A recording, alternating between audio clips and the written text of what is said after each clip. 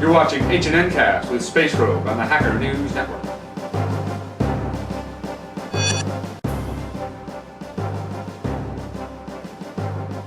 HNN is sponsored by Astaro, simplifying security. Become a sponsor. Email sales@hackernews.com. This is Space Rogue for the Hacker News Network, and this is HNNCast for the 4th week of January 2010.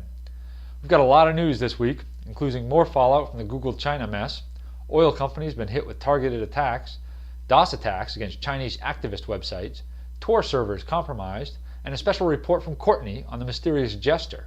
But first, our top story.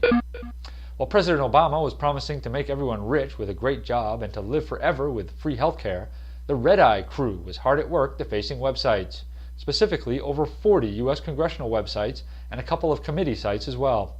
The Red-Eye crew works out of Brazil and is listed as having over 45,000 web page defacements according to the Zone H archive. It is currently unknown how the attackers got in, but all of the defaced sites seem to be running the Joomla content management system, and all were managed by GovTrends. This is at least the second time that government websites hosted by GovTrends have been defaced.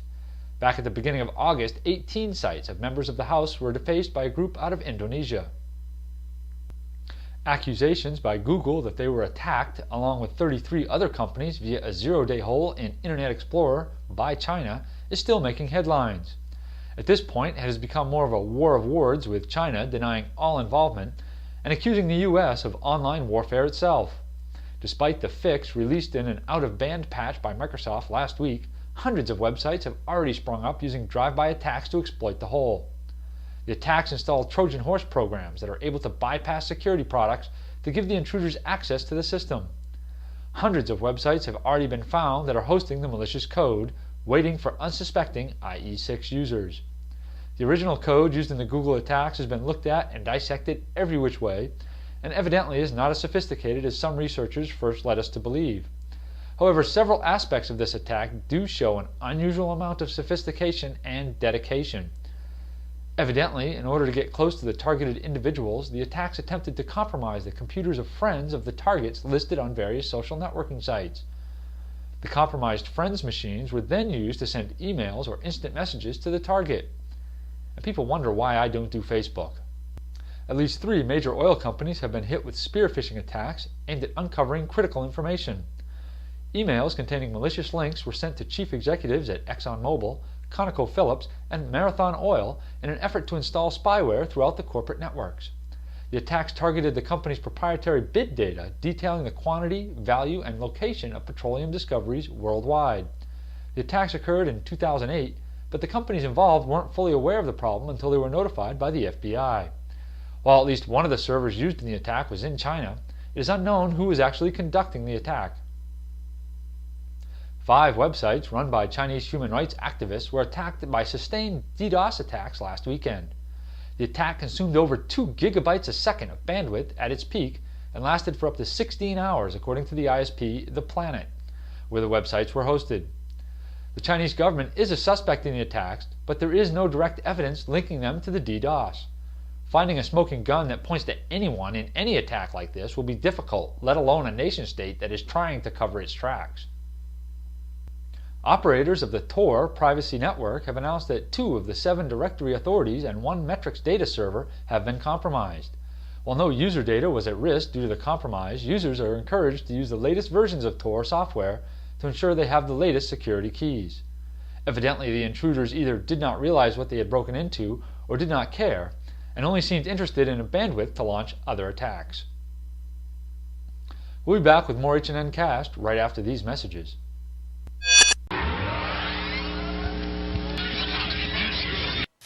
Bye, bye, bye, bye, bye, bye, bye, bye, bye, bye. Hacker News t-shirts, $25 at www.hackernews.com. Welcome back to HNNCast. A Nebraska man will be sentenced to a year in jail for his part in a massive cyber attack against the Church of Scientology website.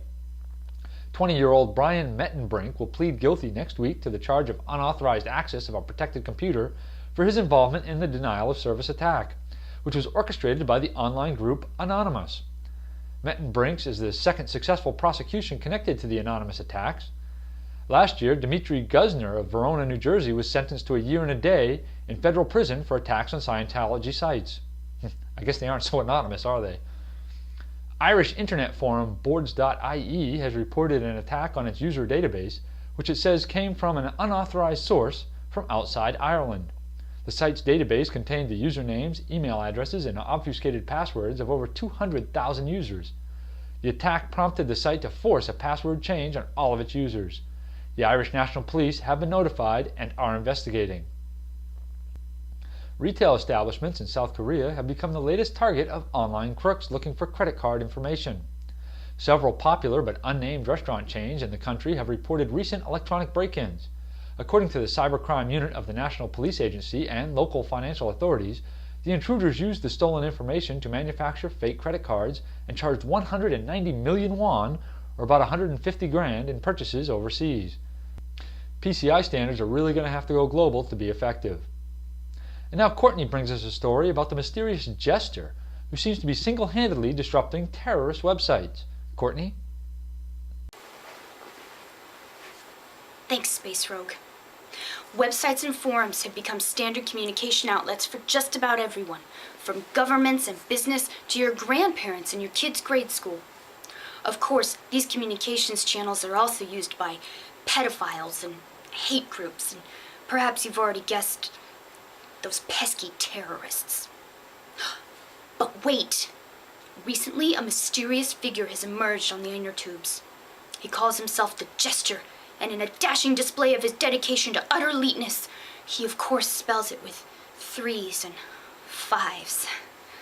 Tall, dark, and Jester claims to be an ex-military operative, of which military he hasn't said, and to have spent time in the Middle East physically fighting the war on terror. Now he's busy taking down the websites used by those same terrorists to communicate.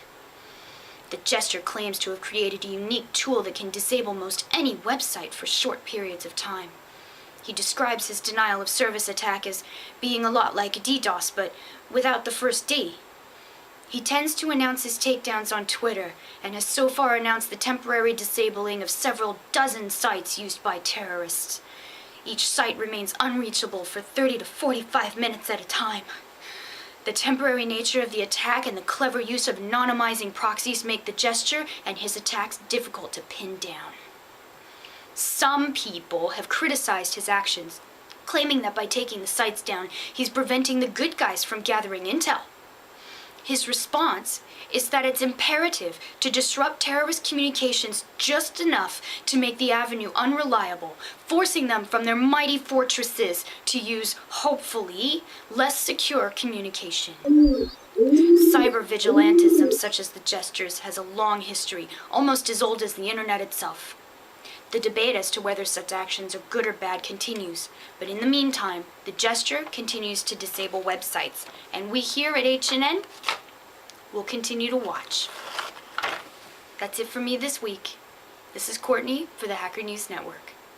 Back to you, Space Rogue.